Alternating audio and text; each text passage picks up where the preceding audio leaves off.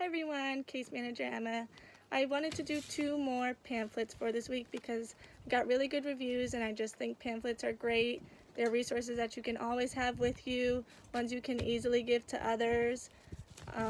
So this week is separation and stress. I feel like they go kind of hand in hand, so I wanted to do them together. We'll start with separation. Again, both of these are from the Children's Home Society of California, like last week's. The separation one talks all about the transition from home to a new caregiver for kids. I know that can be very stressful, but there are a lot of kids who go to daycare and eventually they are going to go to school. So being able to tackle that transition as best as possible is important for both you and your child. This first page, again, has a summary like last week's. It says, a new caregiving situation can be upsetting for both parent and child. But with some preparation and suggestions, parents and caregivers can work together to ease the transition from home to childcare. The first page has tips to ease separation. It offers a lot of good suggestions that I highly recommend. It also has the developmental stages, as did last week's. Again, I think that's important to know what age your child is, how that transition is going to impact them. It does vary month to month, year to year. The stress one is about the stress that parents can put on kids subconsciously. A lot of the time we don't know. We try to protect our kids as best we can, but sometimes they just pick up on it.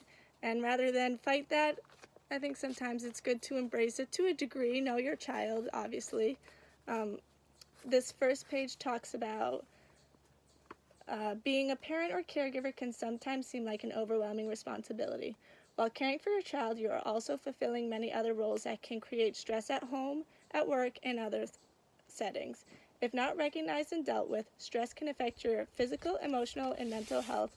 As a result, your family environment will be affected, especially your children, which I think is really important to remember.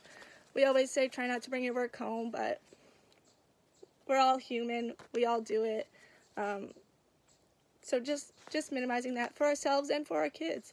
The next page talks about some causes of stress, some signs of stress, the effects of stress, and how to reduce it, which is really what we're looking for. We want to reduce that stress for both you and your child. The next page I think is super fun. It gives a little more tips on, especially on how to focus on the child in times of stress, some additional help. And all of these pamphlets, I did want to say, have extra resources on the back. Some of them are for California, but a lot of them are online, and obviously you can access an online resource anywhere, and it can just be super, super helpful. So, as like last week, I'll link both of these in the video, and I hope you guys enjoy. Have a good weekend.